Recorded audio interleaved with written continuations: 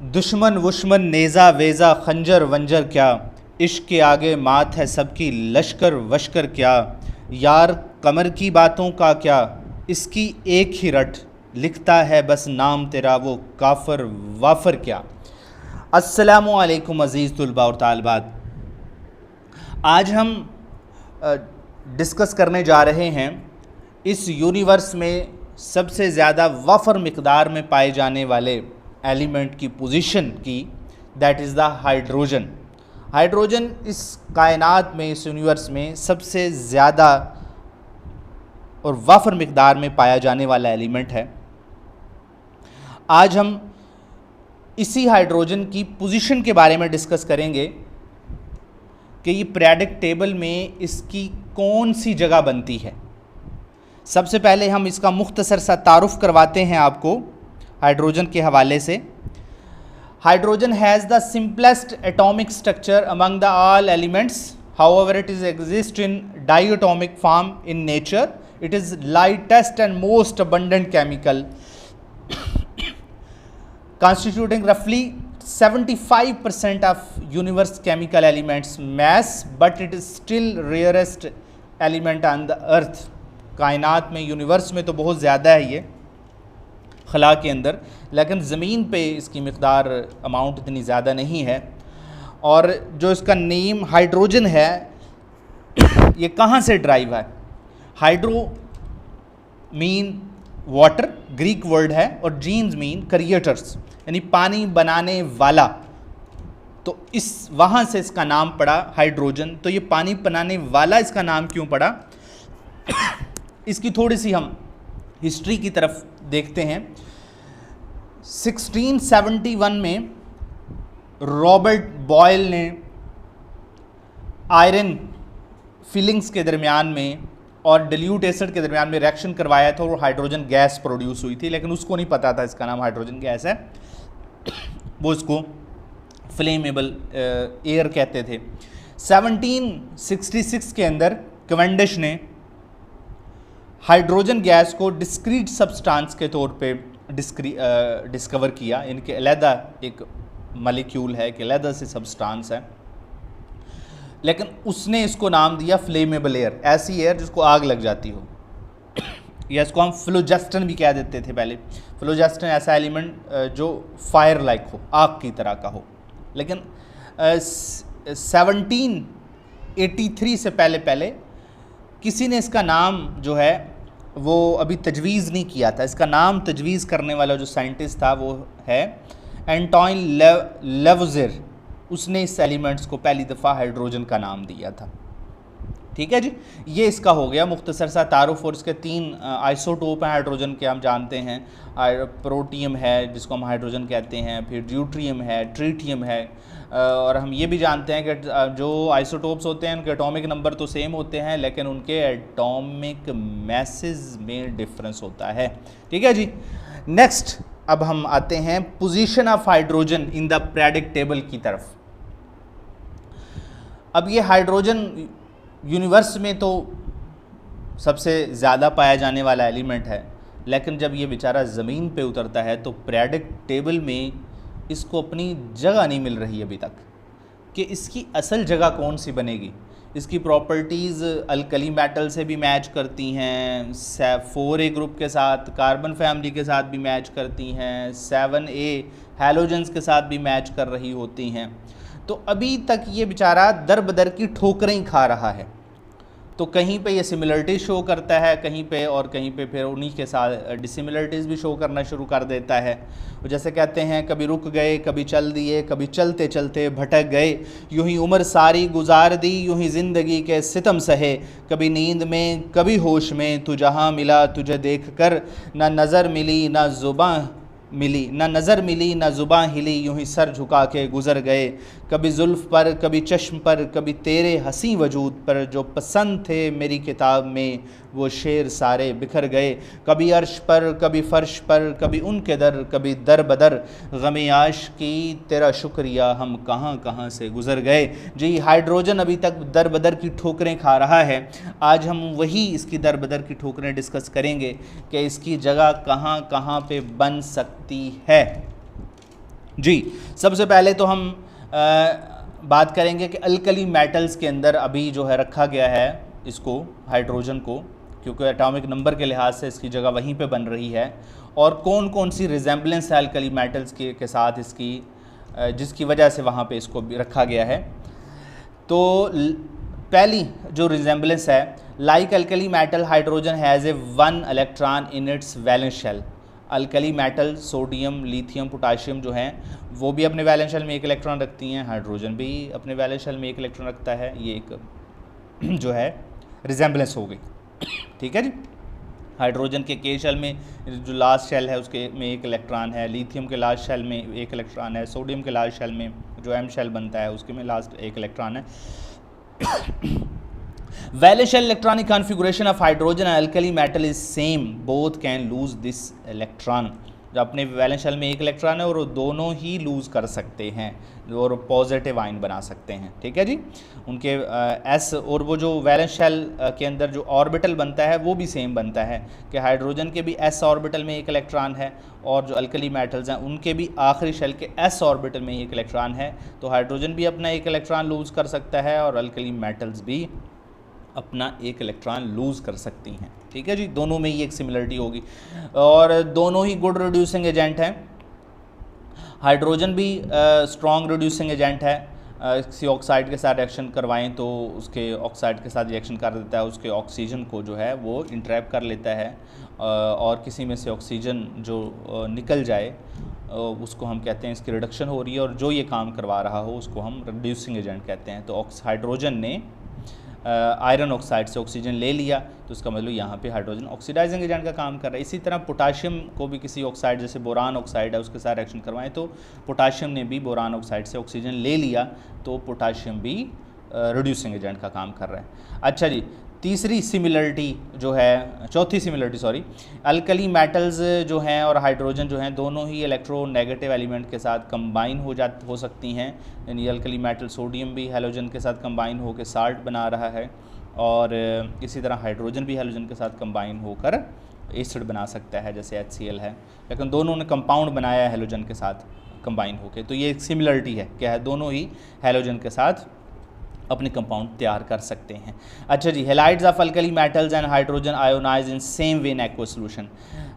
HCl है, जैसे इसको वाटर में डालें तो प्रोटॉन वहाँ से रिलीज़ होते हैं। इस तरह सोडियम क्लोराइड को वाटर में डालें तो सोडियम आयन रिलीज़ होते हैं। तो हाइड्रोजन पे भी +1 चार्ज है और सोडियम पे भी +1 चार्ज है, ठीक है जी। दोनों ही एक्वस सोल्यूशन में जो हैं वो एक तरह से आयोनाइज हो रहे होते हैं, ठीक है जी।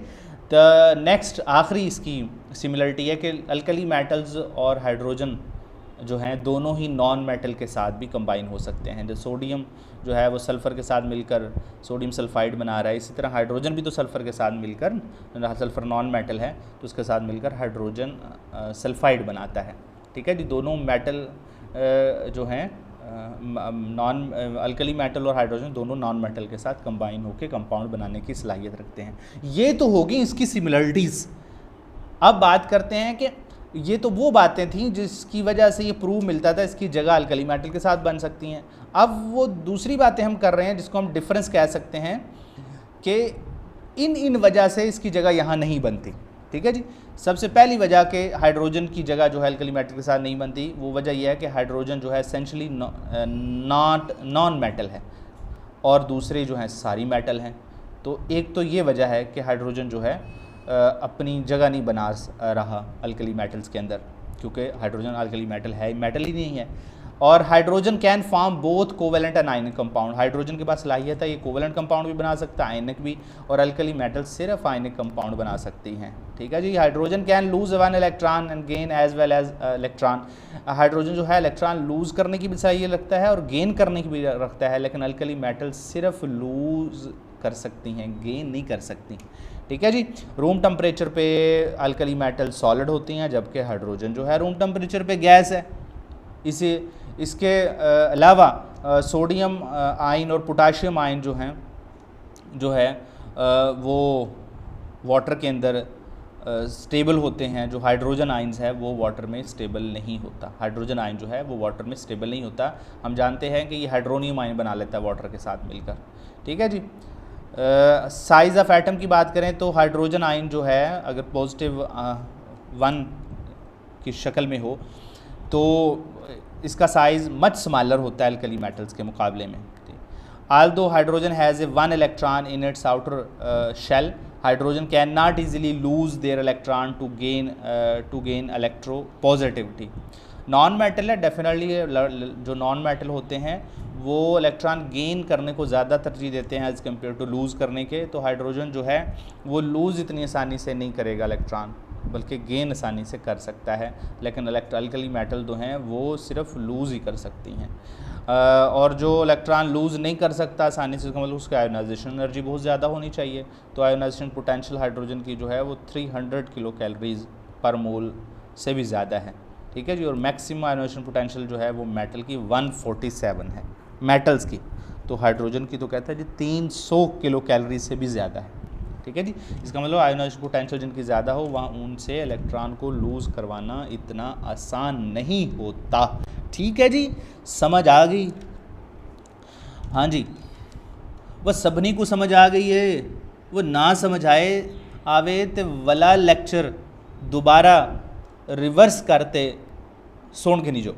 अच्छा जी, सिमिलरिटीज़ टू द हाइलोजेंस, यानी कि 7A जो हैं उनके मेंबर के साथ भी इसकी कुछ मुताबिकत बनती है, उनके साथ भी नज़र आता है कि उनके साथ भी कुछ ना कुछ प्रॉपर्टीज़ मिलती हैं। इसकी वजह से शक पड़ता है कि उनके साथ भी जगह बन सकती है। वो कैसे भला?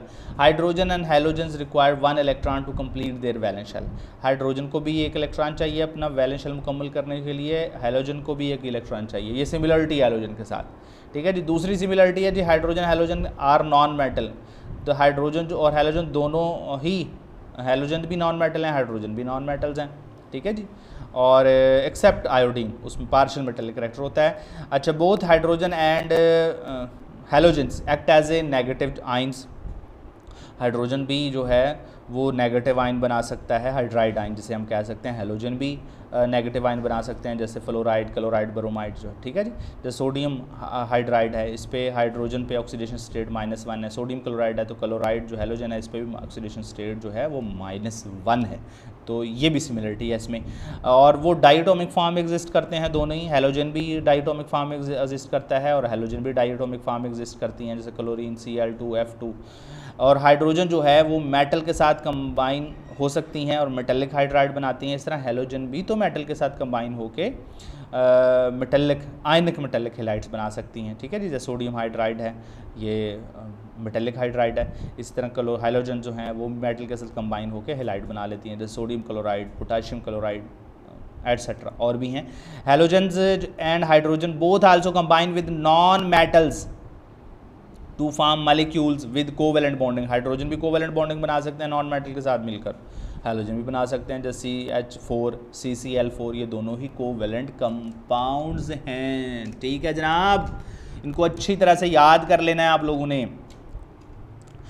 ये बोर्ड में लॉन्ग क्वेश्चन के तौर पे क्वेश्चन आ जाता है किसी एक के साथ रिजेम्बलेंस, सिमिलरिटीज़ भी लिखनी पड़ती हैं, फिर उसके साथ डिसिमिलरिटीज़ भी लिखनी पड़ती हैं, यानी डिफरेंसेस, ठीक है जी। इम्पॉर्टेंट लॉन्ग क्वेश्चन के तौर पे आपने इसको याद करना है। इसमें 3 लॉन्ग क्वेश्चन निकलते हैं, similarity, resemblance with alkali metals, resemblance with halogens, resemblance with carbon family. अच्छा जी, अब डिफरेंस ऑफ हैलोजन के साथ बात करेंगे। हाइड्रोजन हैव कौन कौन सी बातें हैं जो हैलोजेंस के अंदर इसकी पोजीशन को फिट नहीं बैठने देते। तो hydrogen has only 1 electron in its outer most shell, जबकि हैलोजन जो हैं अपने वैलेंस शेल में 7 इलेक्ट्रॉन रखते हैं। हाइड्रोजन के तो वैलेंस शेल में बेचारे 1 इलेक्ट्रॉन है 1s जैसे, और लेकिन जो है वो हैलोजन जो हैं उनके वैलेंस शेल में 7 इलेक्ट्रॉन्स हैं। तो ये डिफरेंस आ गया। Hydrogen can lose electron, hydrogen जो है वो तो हाइड्रोजन लूज़ भी कर सकता है, प्रोटॉन भी बना सकता है, जबकि हैलोजन जो है ये काम नहीं करते बल्कि वो गेन ही कर सकते हैं। Hydrogen combine with oxygen and form stable oxide, but halogen lack of this property. Hydrogen जो है वो ऑक्सीजन के साथ मिलकर बड़ा स्टेबल ऑक्साइड बनाती है जैसे कि वाटर है, लेकिन हैलोजन जो है वो ऑक्सीजन के साथ जो है वो कभी भी स्टेबल कंपाउंड नहीं बनाते, ठीक है जी। 1-2 हैं जैसे OF2 है, लेकिन वो फ्लोरीन का ही एक है, बाकियों का जो है बाकियों का भी है लेकिन वो स्टेबल नहीं है। जो है वो हाइड्रोजन का ऑक्साइड ज़्यादा स्टेबल होता है। अच्छा जी, size of hydride ion is much larger than those of ion of halogens like fluorides. ठीक है जी, हाइड्रोजन आयन्स जो हाइड्राइड आयन है इसका साइज़ लार्जर होता है। वजह ये होती है कि हाइड्रोजन के जो न्यूक्लियस है उसमें एक ही प्रोटॉन होता है और इसकी गिरफ्त जो है वो इलेक्ट्रॉनों पे इतनी ज़्यादा स्ट्रॉन्ग नहीं होती, जिसकी वजह से इसका साइज़ बड़ा हो जाता है। अच्छा जी, जब उसके अंदर इलेक्ट्रॉन एक और ऐड करवा दिया जाए। अच्छा जी, हैलोजेंस के बरक्स, unlike the halogens, hydrogen ion hydride is unstable in water. Hydride जो है वाटर के अंदर अनस्टेबल है, जबकि हैलोजेंस के हाइड्राइड जो हैलाइड्स हैं वो वाटर के अंदर स्टेबल होते हैं। ठीक है जी। अच्छा जी, अब देख लें कि यहाँ पे हमने इसकी पोजीशन रिप्रेजेंट किया कि अल्कली मेटल्स फर्स्ट ए के साथ भी इसकी कुछ रिजेंबलेंस हैं लेकिन डिसिमिलरिटीज़ भी हैं, हैलोजेंस के साथ भी इसकी रिजेंबलेंस हैं लेकिन डिसिमिलरिटीज़ भी हैं। तो इसकी कुछ कहते हैं जी पोजीशन यहाँ पे बननी चाहिए, कोई कहता है यहाँ बननी चाहिए, लेकिन एटॉमिक नंबर की बुनियाद पे पीरियोडिक टेबल अरेंज किया गया तो इसकी तो उस लिहाज से तो पोजीशन यही बन सकती है, तो यहाँ पे तो बन ही नहीं सकती। तो किसी ने कहा जी कंप्रोमाइज़ जो इसकी पोजीशन बना लें, यहाँ पे रख दें इस जगह पे, कि बेचारा अभी भी जो है वो दर बदर की ठोकरें ही खा रहा है। कुछ कहते हैं जी यहाँ बना दें, यहाँ पे इसकी जगह ठीक नहीं है क्योंकि उसके साथ प्रॉपर्टी मैच नहीं करती। ठीक है जी, सेंटर में ना उसका ना अल्कली मेटल के पास जाए ना हैलोजेंस के पास जाए, बस वो बेचारा अकेला ही अपनी ज़िंदगी जिए। ठीक है जी। एक और क्लास भी रह गई है, वो है 4A यानी कार्बन फैमिली, जिसके साथ इसकी कुछ रिजेंबलेंस होती हैं कि वहाँ भी इसकी जगह बन सकती है। वो कैसे बोला? वो ऐसे कि कार्बन फैमिली के अंदर जो वैलेंस शेल इलेक्ट्रॉनिक कॉन्फ़िगरेशन देखें तो हम देख रहे हैं कि उसके आखिरी शेल में जो हैं वो जो हैं हाफ़ इलेक्ट्रॉन होते हैं वैलेंस शेल में। जैसे K शेल है हाइड्रोजन का, इसमें 2 हैं तो इसके वैलेंस शेल में 1 होता है तो हाफ़ हो गया। इस तरह कार्बन के जो L शेल है इसमें कैपेसिटी 6 की होती है, 8 की होती है लेकिन 4 हैं, तो दोनों में 50-50% जो है वो इलेक्ट्रॉन्स हैं, यानी हाफ फिल्ड शेल हैं इसके, तो एक की सिमिलरिटी होगी इस लिहाज से। और आयोनाइजेशन पोटेंशियल यानी आयोनाइजेशन एनर्जी और इलेक्ट्रॉन अफिनिटी की वैल्यू हाइड्रोजन की और कार्बन्स की कंपेरेबल है, यानी थोड़ी करीब करीब है। और इलेक्ट्रोनेगेटिविटी भी बिल्कुल करीब करीब है, हाइड्रोजन की 2.1 है, कार्बन की 2.5 है, सिलिकॉन की 2.4 है, बिल्कुल उसके करीब करीब है। तो इस वजह से भी कहते हैं जी 4A ग्रुप के साथ इसकी जगह बन सकती है। Both hydrogen elements of carbons family combine with other elements form covalent compounds. ठीक है जी, हाइड्रोजन भी और कार्बन के मेंबर्स भी जो है वो ऑक्सीजन के साथ जो या फिर कुछ दूसरे नॉन मेटल के साथ भी कोवेलेंट कंपाउंड्स बना सकते हैं। जैसे वाटर है कोवेलेंट कंपाउंड है, कार्बन डाइऑक्साइड है कोवेलेंट कंपाउंड है। इस कार्बन की तरह हाइड्रोजन भी रिमार्केबल रिड्यूसिंग प्रॉपर्टी रखता है। कार्बन भी रिड्यूसिंग प्रॉपर्टी, टिन ऑक्साइड के साथ रिएक्शन करवाएं तो टिन ऑक्साइड को रिड्यूस करवा के ख़ुद का कार्बन डाइऑक्साइड में चेंज हो जाएगा और टिन को यहाँ से रिड्यूस करवा देगा। इसी तरह हाइड्रोजन भी वही काम करता है, कॉपर ऑक्साइड के साथ रिएक्शन करवाएं तो कॉपर ऑक्साइड को रिड्यूस करवा देता है। तो दोनों में ही रिड्यूसिंग प्रॉपर्टीज़ हैं। तो ये इन प्रॉपर्टीज़ की वजह से कहते हैं जी 4A मेंबर्स के साथ भी इसकी जगह बन सकती है। अब बात करते हैं कि डिफरेंसेस की बुनियाद पे कौन कौन से डिफरेंस है जिसकी वजह से हाइड्रोजन अपनी जगह नहीं बना पा रहा 4A के साथ। कार्बन टेट्रावैलेंट है, ये 4 बॉन्ड बना सकता है। हाइड्रोजन मोनोवैलेंट है, ये सिर्फ बेचारा एक ही बॉन्ड बना सकता है क्योंकि उसके वैलेंस शेल में 1 इलेक्ट्रॉन है, कार्बन के वैलेंस शेल में 4 इलेक्ट्रॉन है तो 4 बॉन्ड बना सकता है। हाइड्रोजन गैस है रूम टेम्परेचर पे, but elements of 4A are solid at room temperature. Boiling and melting point of hydrogen is very less than that of elements of 4A। Definitely वो gas है, जो solids होते हैं उनका melting और boiling point ज़्यादा होता है। ठीक है जी। तीसरी सिमिलरिटी और चौथी सिमिलरिटी है जी carbon and silicon form long chain compounds. Carbon जो है वो लॉन्ग चेन, उसके पास एक प्रॉपर्टी है खासकर कार्बन के पास जिसको हम कैटिनेशन कहते हैं। Self linking property of carbon is catenation. ठीक है जी। अब हाइड्रोजन के पास ये प्रॉपर्टी नहीं है। ठीक है जी। अच्छा, ये जो बातें हैं सिमिलरिटीज़ और डिसिमिलरिटीज़ के हवाले से मैंने सारी ही इसमें कोशिश की है कि मैक्सिमम इसके अंदर सिमिलरिटीज़ और डिसिमिलरिटीज़ डाल दी जाएं, क्योंकि आपको इसमें से एक रिजेंबलेंस आएगी, चाहे वो अल्कली मेटल के साथ आ जाए, चाहे वो हैलोजन के साथ आ जाए, चाहे वो इसमें से 4A ग्रुप के साथ आ जाए। तो आपने समझ लें कि आज के लेक्चर में मैंने आपको 3 लॉन्ग क्वेश्चंस करवा दिए हैं। इनको अच्छी तरह याद कीजिएगा और इनको लिख के देखिएगा, फिर ये याद हो जाएंगे। ठीक है जी, कल हम इंशाल्लाह दोबारा हाज़िर होंगे। चैप्टर 1 नंबर 1 जो है हमारा ख़त्म हो गया है आज। कल इंशाल्लाह हम इसकी एक्सरसाइज लेकर चलेंगे। कल तक के लिए हमें इजाज़त दीजिए। अल्लाह निगहबान।